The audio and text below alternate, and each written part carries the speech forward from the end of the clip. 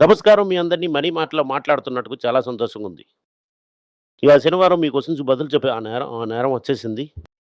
మీ చాలా క్వెషన్స్ ఏమో మన వాళ్ళు అడుగుతాడు విష్ణు. నమస్కారం సార్. అందరికీ నమస్కారం. సార్ ఒక వారంలో చూసారంటే మే 1 తారీఖు నుంచి మే 1 టార్గెట్ చేసి చాలా విషయాలు జరుగుతున్నది. మేము బ్యాన్ చేస్తున్నాం అని చెప్పి మే 1 నుంచి చాలా బ్యాన్ వస్తున్నది.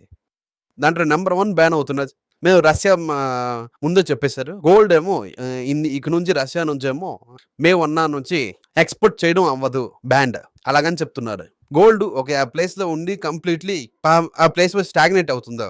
అలాగేంటి ఒకటే కాదు. సౌత్ ఆఫ్రికా, ఆస్ట్రేలియా చాలా గోల్డ్ ఉన్నది. చాలా గోల్డ్ పైనకొస్తుంది. చైనాలో గోల్డ్ ఉన్నది. So, okay. రష్యా ఏమో గోల్డ్ ఆళ్ళ రూబుల్‌కి వర్త్ లేకపోవడం వల్ల ఒక రిలేటివ్ ఎందుకంటే లాస్ట్‌లో ఉన్న దానికన్నా ఇప్పుడు చాలా తక్కువగున్నది. ఓకే. ఇప్పుడు హార్డ్ కరెన్సీ ఊళ్ళో పైనకి తీసుకెళ్ళడం అవ్వడం లేదు. ఓకే. డాలర్ చేంజ్‌కేమో రష్యా గోల్డ్ చూస్తుందని అర్థమా? ఈళ్ళకి వాళ్ళ ఇంటర్నేషనల్ మార్కెట్‌లో చేయాలంటే ట్రాన్సాక్షన్ ఇప్పటికి రష్యాకి డాలర్ అవసరం. చైనాతో మాట్లాడదాం యువాన్ కావాలి. డాలర్ లేపడం వలన గోల్డ్ చీప్ చేస్తున్నారా వాళ్ళు? ఓకే. డాలర్ ఉంచామంటే అమెరికా సీజ్ చేయిస్తదని ఒక భయం ఉండడం వల్ల గోల్డ్ ఏమో వాళ్ళు సబ్‌స్టిట్యూట్‌గా ఉంచారు. ఓకే. ఆ గోల్డ్ అంతా అమ్మేసి ఎవరు డబ్బులు చేయకూడదు అన్న లెక్కలోని గోల్డ్ ఎక్స్‌పోర్ట్‌ని బ్యాన్ చేశారు.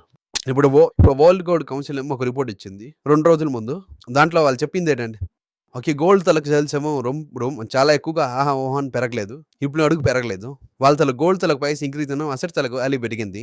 కానీ ప్రజలు గోల్డ్ కొన్నది జుల్లెదియా కొన్నది 31% తగ్గింది. అందరూ కాయిన్ బారా కొంటున్నారు అని అర్థం. ప్రపంచంలో ఇంతలో మొదటి 19% ఏమో న్యూజిలాండ్ తగ్గింది అని చెప్తున్నారు. దీంట్లో సందేహం ఏటుంది? తగ్గింది. ప్రజలు బార్, కాయినే కొంటున్నారు. అదో ఒక అసెట్ క్లాసా కన్సిడర్ చేసి అది అసెటే కొంటున్నారు. దీంట్లో ఏటుంది?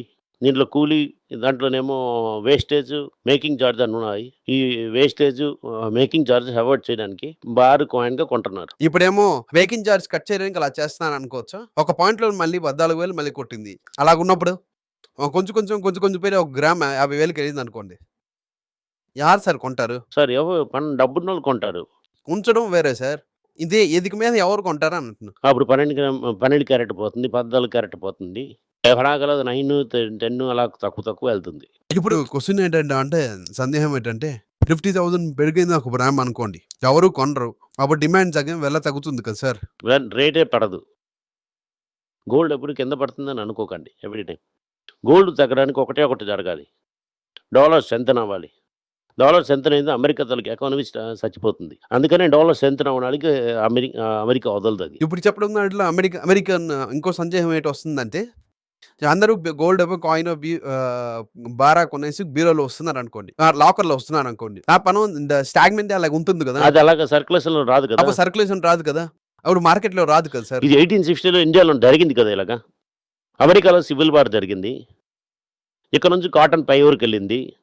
అక్కడ నుంచి పైనుంచికొచ్చిన డబ్బులంతా గోల్డే కొన్నారు. ఆ డాక్యుమెంట్ థియరీ ఇది. దారి మరి ఇప్పుడు అమెరికాలోని గోల్డ్ దగ్గరికి ఎవరు వెళ్ళడం లేదు. ఈ ఊర్లో ఎందుకెళ్తున్నారంటే కరెన్సీ మీద మా ప్రజలకి నమ్మకం లేదు. ఇండియన్ కరెన్సీ మీద ప్రజలకి నమ్మకం వచ్చిందంటే ఎందుకు గోల్డ్ కొంటారు? రేటు పెరగాని గోల్డ్‌కి అంత యూజ్ లేదు. అదిలో మెడలో ఏసుకోవాలి. లేకపోతే లాకర్‌లో ఉంచుకోవాలి.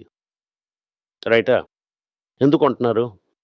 వాళ్ళ తరకు వాల్యూ ప్రొటెక్ట్ చేయడానికి గురించి కొంటున్నారు. డబ్బులు తరకు వాల్యూ ఏమో గవర్నమెంట్ ప్రొటెక్ట్ చేయడం లేదంటే, అవును గవర్నమెంట్‌కి కంట్రోల్ లేదు కరెన్సీ మీద అని అర్థం. Correct sir. ఇప్పుడు క్వెషన్ ఏంటి సార్? నా దగ్గర ఒక రూ. 1000 ఉందనుకోండి. నేను స్టాక్ మార్కెట్‌లో ఎయాలా? గోల్డ్‌లో ఎయాలా? ఈతలకు పొజిషన్ బట్టి ఉన్నదిప్పుడు. అదేంటి మీకు చెప్తున్నాను సార్. గోల్డ్ నాకు కొంచెం లాకర్‌లో ఉంచాననుకోండి. I definitely lock. కానీ పర్వాలేదు అదంతా ఓకే. రూ. 1000 వెళ్లి స్టాక్ మార్కెట్‌లో అది ఏస్తే పెరగదు కదా! రూ. 1000 జీరో అవ్వదు కదా! ఇక్కడ రూ. 1000 జీరో అవుతుంది కదా! ఇప్పుడు నేను డిఫెండ్ చేయకుండా వదిలేసానంటే సర్క్యులేషన్ తగ్గుతుంది కదా సార్. నేనెందుకు డిఫెండ్ చేయాలి కదా సార్! మీరు పాలిసీ కరెక్ట్‌గానే ఉన్న ఆటోమేటిక్‌గా రూపీ డిఫెండ్ అవుతుంది కదా! మీ ఎకనామిక్ పాలిసీ కరెక్ట్‌గా లేదని చెప్తున్నదది గోల్డ్. క్రూడ్ ఆయిల్ ఏమో 70 నుంచి 130కెళ్ళింది. నిత్యావసర రేట్ పెరిగింది. సోప్ రేట్ ఏమో హిందుస్థాన్ లివర్స్ పెంచేశారు. ఇంకా ఇన్‌ఫ్లేషన్ లేదని ఆర్‌బీఐ గవర్నర్ చెప్తే ఎవరు నమ్ముతారు? బల్క్ డీజిల్ రూ. 2 ఎక్స్‌ట్రా చెప్తామని ఓకే. ప్రజలేమో పంపుకొచ్చు కొంటున్నారు బల్క్ డీజిల్ ఇప్పుడు. ఓకే. నేను హైదరాబాద్‌లో రేషన్ జరిగిందని చెప్తున్నారు. మీరు ఇంకా ఇన్‌ఫ్లేషన్ లేదని చెప్తుంటే, ఓకే. నీలాంటి పాలిసీ చేశారంటే ఆటోమేటిక్ గోల్డ్ బంప్ అవుతారు. ఓకే. ఇది ఇండియాలోని. యూఎస్‌లో చూసారంటే ఈ గోల్డ్ ఈటీఎఫ్ ఏమో వాళ్ళ దగ్గర అవుట్‌ఫ్లో ఏమో 2.6%. ఎందుకంటే అక్కడ ఇంట్రెస్ట్ రేట్ హైగానే ఉంది కదా! ఎందుకంటే అక్కడ ఇంట్రెస్ట్ రేట్ ఏమో జరంపోలే పెంచి ఉంచారు కదా! ఓకే. 3.5 నుంచి 3.75కి గవర్నమెంట్‌కి ఆ రేట్‌లో ఇస్తున్నారు కదా! నేను తీసుకెళ్ళి బ్యాంక్‌లో ఉంచానంటే 5% ఇస్తారు.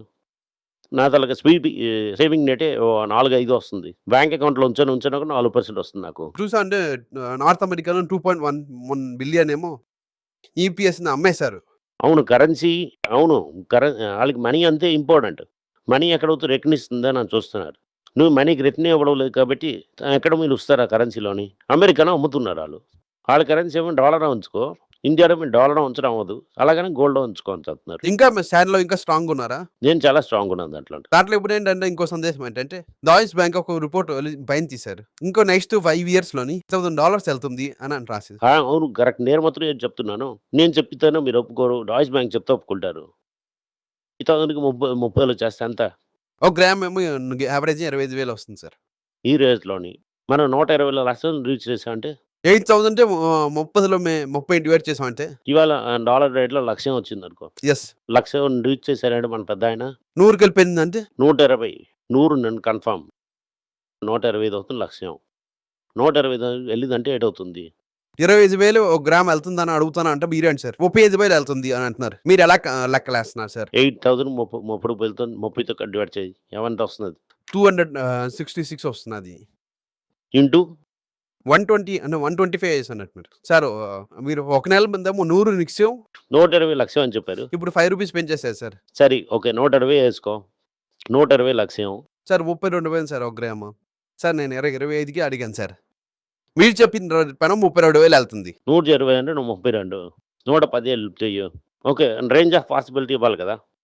Sir 29,254 rupees sir. 29,300 అని ఓకే. నిత్యం 100 అని పెట్టుకో. 26 200 సార్. 27,000 నుంచి 32,000లో ఏదో ఒక నంబర్ వస్తుందని అర్థం. 5 ఇయర్స్‌లోనే. ఆ నంబర్ రీచ్ అయిపోతుందో వస్తుంది. సార్ డాయిష్ బ్యాంక్ చేసిన రిపోర్ట్‌లోను ఇంట్రెస్టింగ్ అని ఒక ఫ్యాక్ట్ చెప్తున్నారు సార్. వరల్డ్‌లో ఉన్న ఓవరాల్ వెదర్‌లోని ఏది చెప్తానా? 30% గోల్డ్, 30% వాట్ పర్సెంట్‌గా మారిపోయిందంటే, ఓకే. ఈ రేట్ రావడానికి చాలా ఈజీగా జరుగుతుంది. చైనా కొంచెం మార్చారంటే చాలు. మిగతా అందరూ మార్చాల్సిన అవసరమే లేదు. చైనా $1 ట్రిలియన్, $2 ట్రిలియన్ ఓ 10% అమ్మేసి, 10% తీసుకెళ్ళి గోల్డ్ మార్చేసారంటే రేట్ వెళ్ళిపోతుంది. ఒక చైనా ఒకవేళ మార్కెట్‌లో దిగి వెంచారంటే చైనా గోల్డ్ పెరుగుతుంది. $1.2 ట్రిలియన్ కొంచెం గోల్డ్ ఉంచారు ఆళ్ళు. ఓకే. 30% ఆఫ్ గోల్డ్ చూస్తే 75 రీచ్ అయిపోతుంది. మీరు 1.2 ట్రిలియన్ చెప్పింది మీరు ట్రేడ్ సర్ప్లస్. వాళ్ళతో రిజర్వ్సే 1 ట్రిలియన్ మీద ఉన్నది ఆళ్ళకి. అలాగే సింప్లీ 10,000 టన్ కొనడానికి అయిపోయింది. 10,000 టన్స్. ఓకే. డాయిషెస్‌లో వాళ్ళు చెప్పింది 2008 నుంచి ఇప్పటి వరకు. ఓకే. సెంట్రల్ బ్యాంక్ అని కలిపి 7,000 టన్స్ కొన్నదంటున్నారు. వీళ్ళు 5,000 టన్స్ కొన్నా కూడా అది అయిపోయింది. మనకో 7,000 టన్స్ అన్నాను ఆటోమేటిక్‌గా ఇంకో 80% ఎళ్ళడానికి అవకాశం ఉంది. ఓకే. నెక్స్ట్ చేస్తది 26న డెఫినెట్‌లీ వెళ్తాం ఛాన్స్ ఉంది. 26 లక్ష్యం ఉంది సార్. గోల్డ్ కడిగామంటే 26 లక్ష్యం. 26 నిక్షయం. 32 లక్షం. గోల్డ్ కడిగేది. 32,000 per gram. Without tax GST. Wastage and making charge లేకుండా అంతా. సార్ ఇంపోర్ట్ టాక్స్ అయినా కలుపుతారు సార్? ఇంకొద్ది కలిపి ఇంకొద్దిగా ఏసుకో. సార్ ఇంపోర్ట్ టాక్స్ ఒక 6% ఉన్నది. ఇది వీళ్ళు చెప్తుంది ఇంటర్నేషనల్ ట్రేడ్ అవుతున్న ప్రైస్ సార్. దీని తప్ప మళ్ళీ ఆళ్ళేం చెప్తున్నారంటే, మీరు చాలా గోల్డ్ కొనేశారు. గోల్డ్ ఇచ్చేయడానికి ఏదో చేయాలని అంటున్నారు. ఎవరు చెప్తున్నారు? ఎవరు? సార్ మీరేదో చెప్తున్నారు. ఎవరో భయపెట్టిస్తున్నారు సార్. మీరు పేపర్‌లో మేసి చూపెడతాను ఏంటని. ఓకే. గవర్నమెంట్ రెస్ట్రిక్ట్ చేస్తుంది ఇంపోర్ట్ ఆఫ్ గోల్డ్ అని. $50 బిలియన్ గోల్డ్ కొనేశారు. మీ గోల్డ్ అంతా మీరంతా బ్యాడ్ బాయ్స్. ఓన్లీ ఏమంటే ఏసామని ఉంచొచ్చు. మీరందరూ గోల్డ్ ఉంచకూడదు. Thank you. నమస్కారం. అందరికీ నమస్కారం. పిల్లల గురించని financial literacy, money for nothing అన్నది రెండో పార్ట్ అది. చెక్స్ ఎలాగా, డిపాజిట్స్ ఎలాగని, డబ్బులు ఎలాగొచ్చిందని, బార్టర్ నుంచి డిమానిటైజేషన్ వరకు కవర్ చేసాం. పిల్లలు ఏజ్ 10 to 12 పీపుల్‌కి చాలా యూజ్ అవుతుంది. ఈ బుక్ స్పెషల్ ప్రైజ్‌లోని ఇప్పుడు 450కి అమ్ముతున్నాం. యూజ్ చేయండి. Thank you. వెబ్ పేజ్‌ని సబ్స్క్రైబ్ చేయండి. వారానికి 4 ప్రీమియం ఆర్టికల్స్, ఫ్రీ ఆర్టికల్ 10 నుంచి 12 ఆర్టికల్స్ వేస్తాం. సబ్స్క్రిప్షన్ మాసంకేమో $99 ఉంది. చెప్పిన కాన్సెప్ట్స్ ఏమో గ్రేట్‌గా ఎక్స్‌ప్లెయిన్ చేసి చెప్తాం. మీరు చదివారంటే చాలా యూస్‌ఫుల్ ఉంటుంది. Thank you. నమస్కారం. పిల్లల గురించైనా ఒక పుస్తకం లాంచ్ చేసాం. ఇది చాలా సక్సెస్‌ఫుల్‌గా ఉంది. ఎవరికి ఆ పుస్తకం కావాలని మా టీమ్‌ని ట్యాగ్ చేయండి. కింద ఉన్న నంబర్‌ని వెబ్‌సైట్ కాంటాక్ట్ చేశారంటే మీరు ఆ పుస్తకాన్ని మీరు తీసుకోవచ్చు. ఈ పుస్తకం పిల్లల పుస్తకం అవైలబుల్‌గా ఉంది. మీరు వెబ్‌సైట్ కొనొచ్చు. కింద ఉన్న వాట్సాప్ నంబర్ కూడా మెసేజ్ చేయొచ్చు. Thank you. నమస్కారం. మీకు సందేహాలు ఉండి మీరు నాతో కాంటాక్ట్ చేయాలనుకుంటున్నారంటే స్క్రీన్‌లో కనిపిస్తున్న మెయిల్ ఐడీకి మీరు మెసేజ్ చేయండి. మా టీం మీకు కాంటాక్ట్ చేస్తారు.